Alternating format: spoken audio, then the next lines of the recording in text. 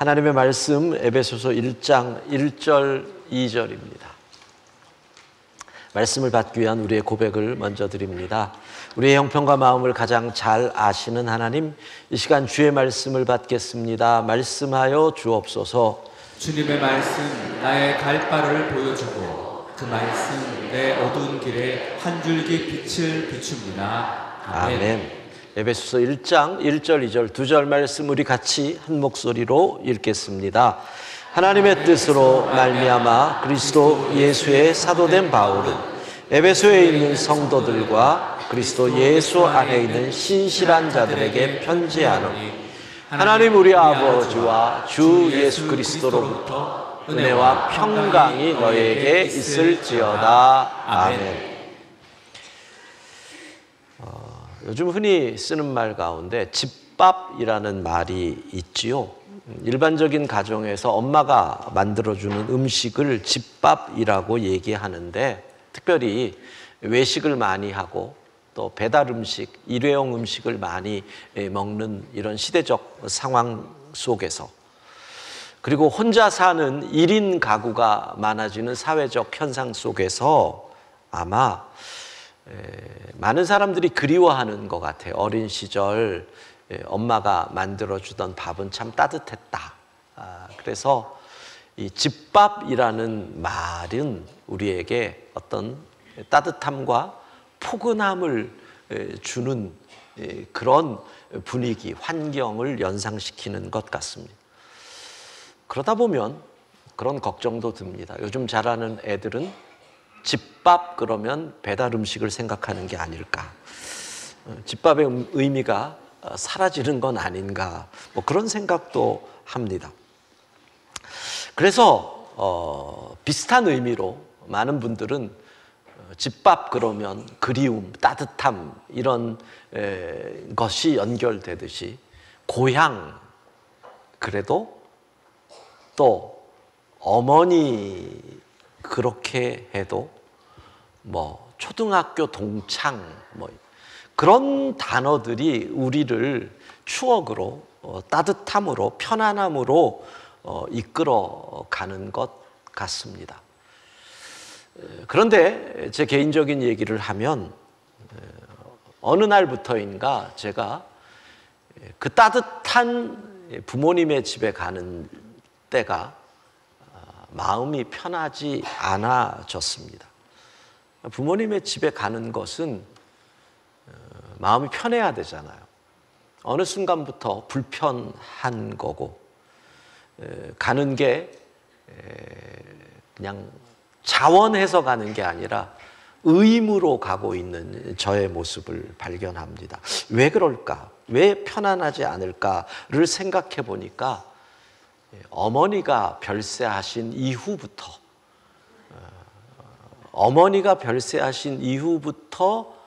부모님 집 가는 게 불편하더라는 겁니다. 그런 걸 보면 남자는 좀 불쌍한 것 같습니다. 아버지가 계시지만 어머니가 안 계신 집은 그렇게 편안하지는 않은 것 같습니다. 왜 어머니가 계신 집은 편안했을까? 왜 편했을까를 곰곰이 생각해 보니, 전에도 한번 설교 시간에 말씀드렸지만 저희 어머니가 늘 하던 그 언어에서 저는 편안함을 느낀 것 같습니다. 저희 어머니는 늘 미안하다는 말을 제게 하셨습니다. 뭐 저뿐만 아니라 자녀들에게 이런 거죠.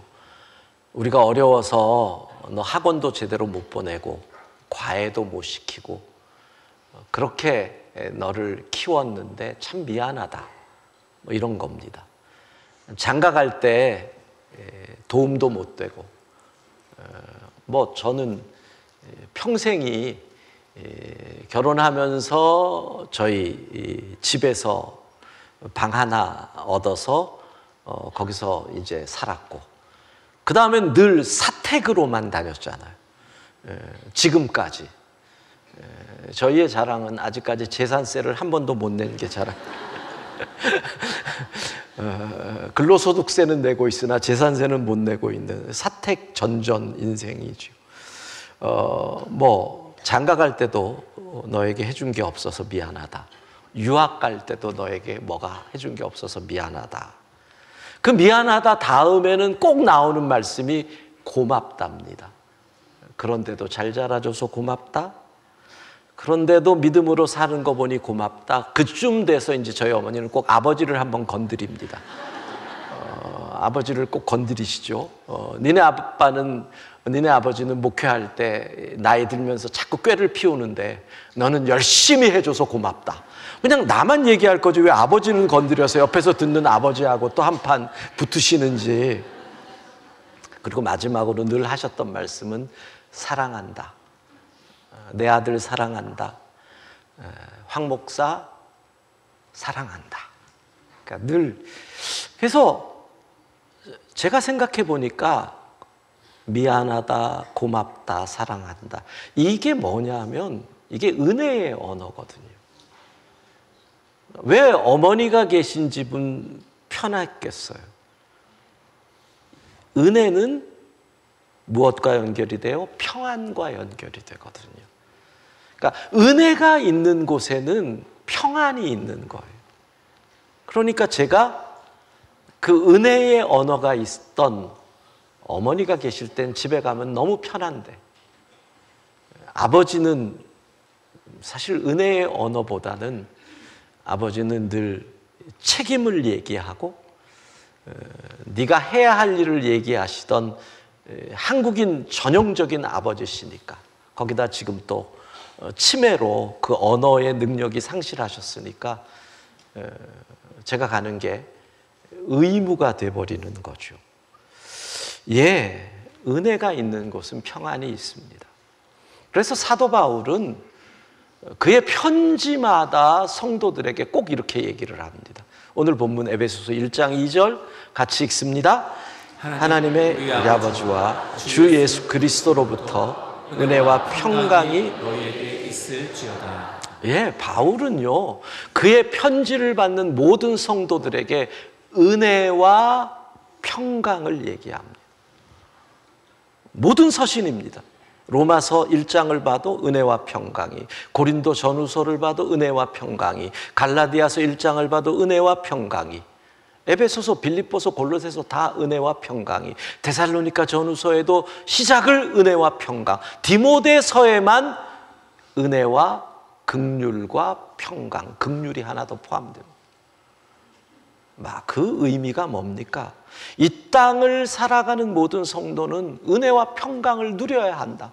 그것이 바로 하나님이 성도들에게 주시는 가장 귀한 선물이다. 그러니 너희 이거 누려야 된다. 그래서 바울은 은혜와 평강이 임하기를 축복하는 것이 언제나 그의 편지의 서두에 있는 겁니다. 은혜와 평강이 임하기를 축복합니다. 네. 자, 그러면 좀 더 생각해 봅시다. 은혜와 평강은 이해하려면 그 시대로 돌아가 봐야죠. 그 시대 사람들은 은혜라는 것을 어떻게 썼느냐. 헬라어로 카리스라고 하는데요. 그들은요, 그냥 일상의 인사로 이 말을 썼습니다. 헬라 사람들은. 여기서 헬라 사람들이라는 것은 당시의 바울의 세계의 문화는 헬라 문화거든요. 그러니까 로마 사람들도 똑같이 헬라 문화의 사람으로 지금 포함이 되는 겁니다. 그러니까 은혜라고 인사를 하는 것은 모든 일이 잘 될 거야. 그러니까 이게 유럽의 물 꿰뚫는 문화입니다. 여러분, 그라치아스 이런 말들 있잖아요. 유럽의 언어에 보십시오. 다 은혜가 들어갑니다. 이태리 사람들 인사하는 거 고마워. 다 은혜입니다. 은혜. 그러니까 이 은혜가 그냥 사실은 기독교 문화를 꿰뚫는 단어죠. 이게 출발이 바로 헬라어 그 은혜에서 나옵니다. 모든 일이 잘 될 거야. 그리고 평강은 뭡니까? 히브리 사람들의 인사죠. 평강은 관계에서 나오는 겁니다. 그러니까 그들이 샬롬이라고 인사할 때는 하나님과 너와의 관계가 평안하면 이어서 사람과 사람의 관계가 평안하고 그리고 사람과 물질의 관계가 평안하니 모두가 평안하다. 샬롬을 이야기하는 것은 바로 그겁니다. 하나님과 네가 평안하니 모든 게 평안할 거야. 자, 그러니까 바울의 시대의 세계는 헬라와 히브리 세계입니다. 세계가 이 헬라 사람과 히브리 사람으로 구성되는데, 여기서 바울의 인사는 뭐예요? 헬라인이든 히브리인이든 모든 세계 사람 가운데 예수 믿는 사람의 복은 은혜와 평강을 누리는 것이다. 지금 이렇게 얘기하는 겁니다. 예수 믿으면 받는 은혜와 평강의 복이 함께 하기를 소망합니다. 자, 우리가 온교 출석 전도주의를 지난주에 했습니다. 여러분들이 많은 분들을 교회로 모시고 왔습니다. 그런데 이런 질문 안 들었어요? 교회 오면 뭐가 좋아? 너 자꾸 교회 오라 그러는데 교회 가면 뭐가 좋아서 자꾸 교회 오라 그러는 거야? 그럴 때 대부분의 분들은 할 말이 없으니까 안드레처럼 와 보라 뭐 이런 식으로 얘기를 하지요. 예. 여러분, 교회를 다니면 어떤 점이 좋을까요? 우리가 바울 사도를 통해 배우는 겁니다. 사도는 예수 믿는 것의 가장 좋은 선물은 은혜와 평강의 복을 받을 수 있다라는 겁니다. 즉, 교회는 은혜를 입은 자들이 와서 그 은혜 가운데서 평안을 누리는 것, 그것이 바로 교회라는 겁니다. 여러분, 은혜가 무엇입니까? 은혜의 언어를 아까 가정에서는 제가 사랑한다, 고맙다, 미안하다 라고 얘기를 했고, 그 언어가 있으니, 그 은혜가 있으니 평안하다 그랬습니다. 교회에서는 하나님이 하신 일들 속에서 우리는 은혜를 찾는 겁니다. 언제든지입니다. 하나님은 언제든지 우리를 용서하십니다. 품어주신다는 거예요. 언제든지 우리를 품어주십니다. 그 다음, 하나님은 어디서나 우리와 함께 하십니다. 심지어 우리가 죄를 짓는 그 자리에서도 하나님은 우리와 함께 하십니다. 무엇이든지, 하나님은 무엇이든지 우리를 지켜주시고 우리와 함께 그 일을 이루시려고 합니다. 그러니까 언제든지 어디서든지 무엇이든지, 이게 바로 하나님의 은혜를 상징하는 말인데, 교회는 바로 이 일이 이루어집니다. 근데 중요한 건 뭡니까? 이 모든 일을 값 없이. 왜? 누가 이미 값을 치렀어요? 우리 주 예수 그리스도께서 십자가에서 자신의 몸을 제물로 값을 치르셨기 때문에 이 모든 것들이 우리에게 그냥 임하는 겁니다. 값없이. 이게 하나님의 은혜인 줄로 믿습니다. 자, 그러니까 잘 생각해 보세요. 세상은요, 은혜가 없는 곳입니다. 공짜가 없잖아요. 여러분이 회사에서 끊임없이 성과를 내라. 온 몸을 갈아서라도 성과를 내라 그럽니다. 은혜가 없는 곳입니다. 그래서 일주일의 세상의 삶에서 우리는 보통 지칩니다. 힘듭니다. 너무너무 어렵습니다. 그래서 예전에, 아직까지 우리나라가 유흥문화가 많던 그 시절에는 밤이면 회사에서 지친 남자들이 술집에 가서 알코올의 기운으로 자기의 마음을 달래고 집에 와서 퍼서 잡니다. 너무너무 힘들거든요. 자, 그런데 여러분, 우리가 그 지치고 힘들고 때로는 피곤하고 때로는 실패의 감정, 이러고 다음 주에 나 회사에서 완전히 바닥으로 떨어지는구나. 집에 왔는데 뭐 자녀들도 아는 척도 안 하고 나를 위로해 주는 이 없는 가운데 주의 전에 옵니다. 거기서 무엇? 하나님의 은혜를 체험하는 거죠. 하나님은 뭐라 그러십니까? 괜찮아. 너의 실패가 내가 너의 아버지 됨을 부인하는 거 아니야. 나는 너의 실패한 모습 그대로 사랑해. 다시 시작하면 되잖아. 괜찮아, 할 수 있어. 염려하지 마. 하나님은 그냥 품어주시는 거죠. 이 은혜를 어디서? 예배의 자리에서 누리는 겁니다. 은혜가 무엇과? 평안으로. 그러니 우리의 마음이, 닳고 닳은 우리의 마음이 무조건 품으시는 하나님의 사랑에서 다 녹아지면서 평안하다. 그 평안은 뭐예요? 다시 세상을 살 힘을 우리에게 주는 거예요. 이게 바로 교회가 우리에게 주는 은혜라는 거지요. 그러니까 은혜가 있는 곳에는 평안이 있는 겁니다. 이걸 말로, 문장으로 만들면 이렇게 됩니다. 은혜의 씨앗을 뿌리면 평안의 열매를 맛볼 수 있다. 오늘 성령께서 여러분의 마음의 밭에 은혜의 씨앗을 뿌리기에 여러분의 삶의 평안의 열매가 맺힐 수 있기를 바랍니다. 여러분, 그렇습니다. 때로는 이럴 게 있거든요. 한 주간에 죄를 짓습니다. 이득을 위해서 거짓말을 하기도 하고, 또 누군가에게 잘난 척하려고 과장되게 하기도 하고, 내 자존심 때문에 가족을 아프게도 하고. 그렇죠. 그러면 주의 전에 나오면 하나님, 나는 어떻게 해야 되지요?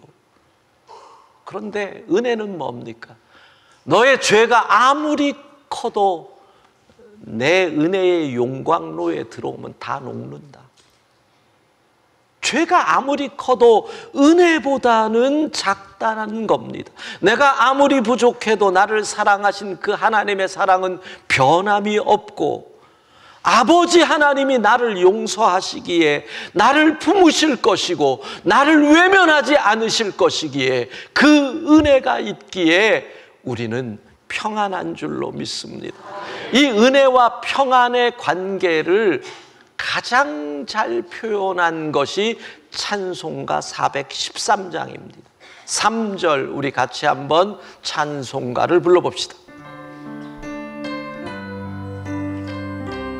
내 지은 죄, 내 지은 죄 주홍빛 같더라도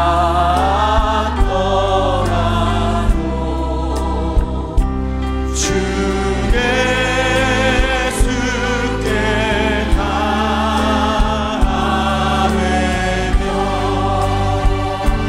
그 십자가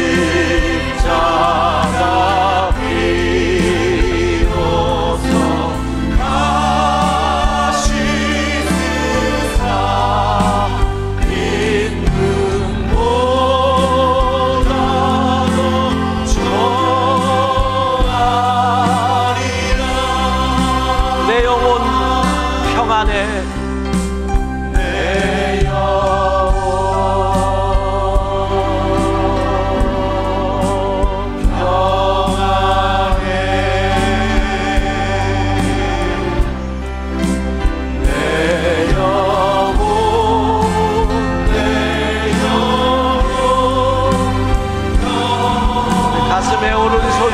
내 영혼 평안해.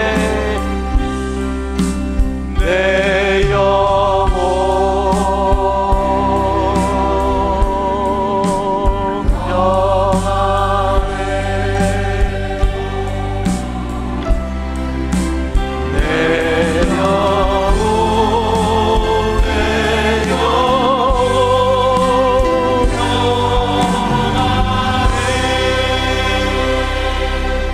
아무리 죄가 커도 하나님의 은혜가 더 크기에 그 은혜가 임하면 평안할 수 있다. 그게 은혜와 평안인 겁니다. 하와이, 미국의 하와이 그 섬의 북서쪽 끝에 가면 카우아이라는 섬이 있습니다. 너무 이 풍경이 좋아서 정원의 섬이다라고 불릴 정도로 세계적인 휴양지로 지금은 유명하지만 사실은 2차 대전 전후에만 해도 가장 불행한 섬이 그 섬이었습니다. 그러니까 진주만에 이 폭격이 일어나고 수많은 사람들이 거기서 죽고 전쟁의 여파가 그 섬에 미치면서 가난, 질병, 부모 잃은 아이들, 범죄, 그리고 거기서 나온 알코올 중독 등등으로 그 카우아이 섬은 1950년대를 주변으로 미국에서 가장 불행한 섬이라고 불리웠습니다. 아이들이 제대로 된 교육을 못 받습니다. 가정이 다 무너져 버리니까. 그래서 1954년에 미국의 심리학자들이 모여서 연구를 하죠. 어떻게 이 섬 사람들은 불행한 삶을 벗어날 수 있을까? 그래서 1955년부터 연구가 시작이 됩니다. 그 섬에서 태어난 아이, 55년도에 태어난 아이 신생아가 833명이었습니다. 그러니까 833명을 대상으로 자그마치 30년을 연구합니다. 그러니까 30년 동안 이 아이들이 어떻게 될까? 교육을 못 받고, 그리고 섬 전체가 어떤 불행으로 덮여있는 이곳에서 자라나는 아이들이 과연 제대로 될까? 그래서 아이들을 다 환경에 따라서 분류를 했습니다. 근데 그 가운데서 고위험군, 가정이 깨졌다. 가족 가운데 알코올 중독자가 있다. 또 그 가정에 폭력이라고 하는 것이 있다. 학교를 보낼 생각도 없는 부모, 이런 여러 고위험군으로 분류된 아이들이 201명입니다. 그렇다고 나머지 애들이 또 그렇게 평안하냐? 그건 아니죠. 근데 하여간 고위험군이 201명. 800명 가운데 200명이라고 하는 것은 그 섬이 얼마나 이 환경이 안 좋은지를 알 수 있죠. 그리고 거기에 있는 심리학자들이 모두 다 예측을 합니다. 이 201명은 결국 사회 부적응자가 될 것이다. 자, 그런데 놀라운 일이 벌어집니다. 30년 후에 고위험군에 속했던 201명 가운데서 도덕적으로도 성숙하고 사회적으로도 성공하고 정말 누가 봐도 와 할 만한 아이들이 생기는데, 건강한 성인으로 문제없이 자랐는데 자그마치 72명이 본토에 있는 아이비리그 대학에 가기도 하고 학생회장을 하기도 하고 좋은 직장으로 가기도 하고 좋은 가정을 이루기도 하는 겁니다. 이해할 수 없는 일이 벌어집니다. 201명 중 72명입니다. 이게 어찌 된 걸까? 우리의 예측은 왜 이리 빗나간 것일까? 이 심리학 실험을 이끌어갔던 교수 이름이 에미 워너라는 교수인데, 이 72명에게 어떤 공통적인 것이 있지 않을까라고 하면서 지금은 우리에게 아주 유명해진 말이 나옵니다. 바로 회복 탄력성이라는 겁니다. resilience. 예. 회복 탄력성이 있더라.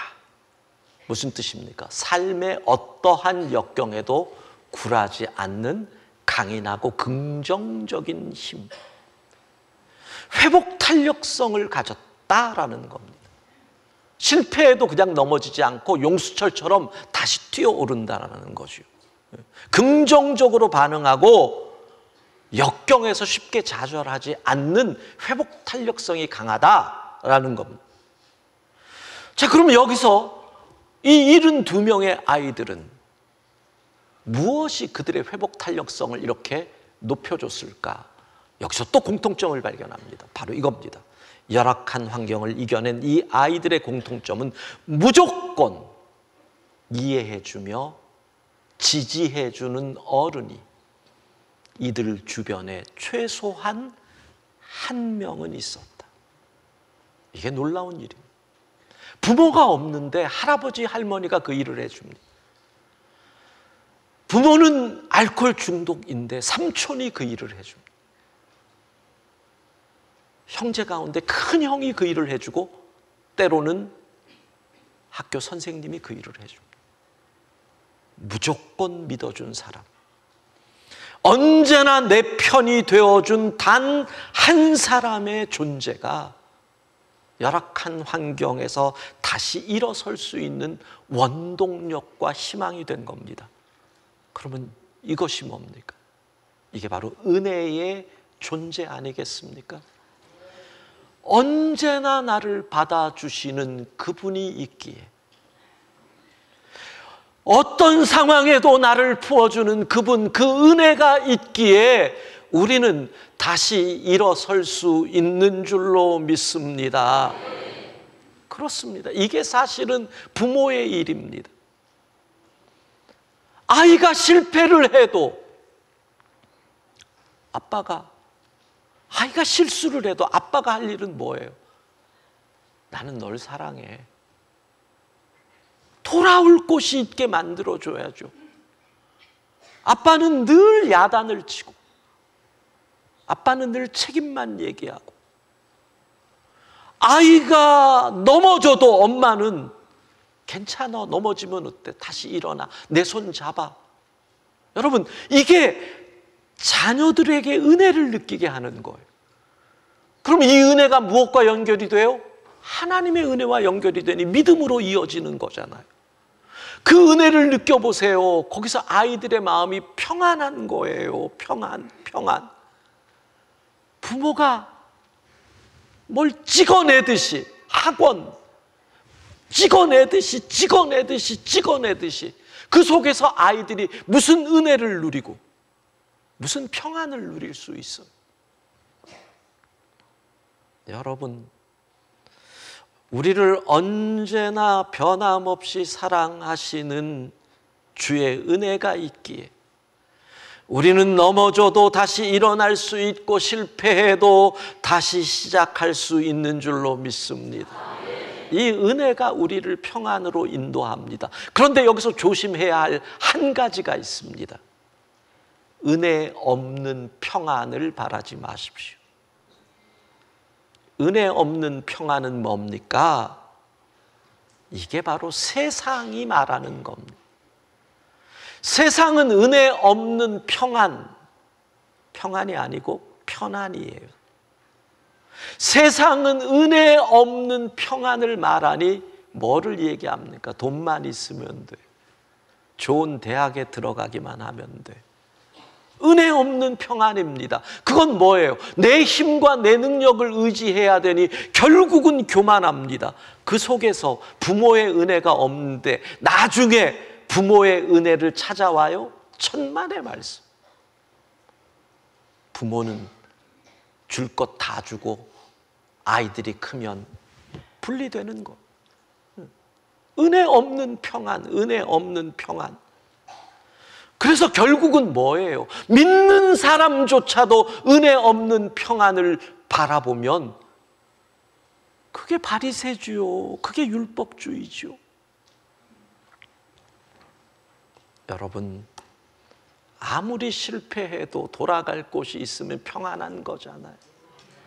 내 아버지의 집.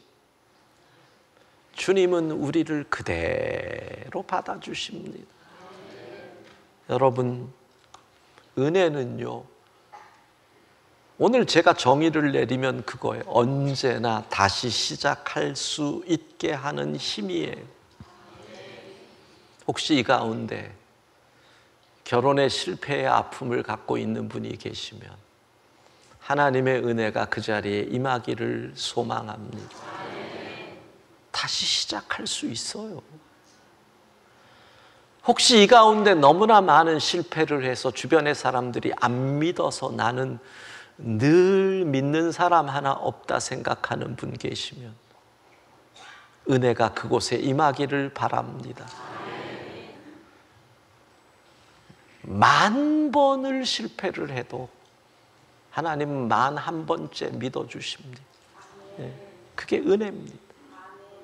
여러분, 공부를 못하고 F를 수덕이로 받고 학사 경고를 받아도 다시 시작할 수 있습니다. 저를 보시면 알잖아요. 학교에서 잘려가지고 군대 갔다 왔는데 다시 시작하니 여기서 아무 일도 없는 것처럼 멀쩡한 척 이러고 있잖아요. 은혜. 여러분, 포기하지 마십시오. 자녀들이 낙방하면 나는 버림받을 거야 하는 두려움 속에 살게 하면 안 되는 거예요. 은혜는 버림받지 않았다는 증거입니다. 은혜는 언제든지 돌아갈 수 있는 왕복 항공권입니다. 그래서 은혜를 알면 평안을 누릴 수 있는 것입니다. 교회가 주는 가장 큰 선물이 뭐예요? 은혜를 체험하게 함으로 세상이 아무리 힘들어도 평안을 누리게 하는 것. 주의 은혜로 평안하기를 바랍니다. 사망이나 생명이나 천사나 권세나 현재 일이나 장래 일이나 능력이나 높음이나 기쁨이나 어떤 피조물도 우리를 우리 주 예수 그리스도 안에 있는 하나님의 사랑에서 끊을 수 없습니다. 하나님의 은혜에서 우리를 잡아갈 수 있는 권세가 없다는 겁니다. 환난이나 곤고나 박해나 기근이나 적신이나 위험이나 칼 어떤 것도 그리스도의 은혜에서 우리를 못 빼앗아 갑니다. 평안하기를 바랍니다. 평안할지어다. 은혜와 평안 가운데 오늘도 삶의 자리에서 그 평안으로 살아가는 우리 모두가 되기를 소망합니다.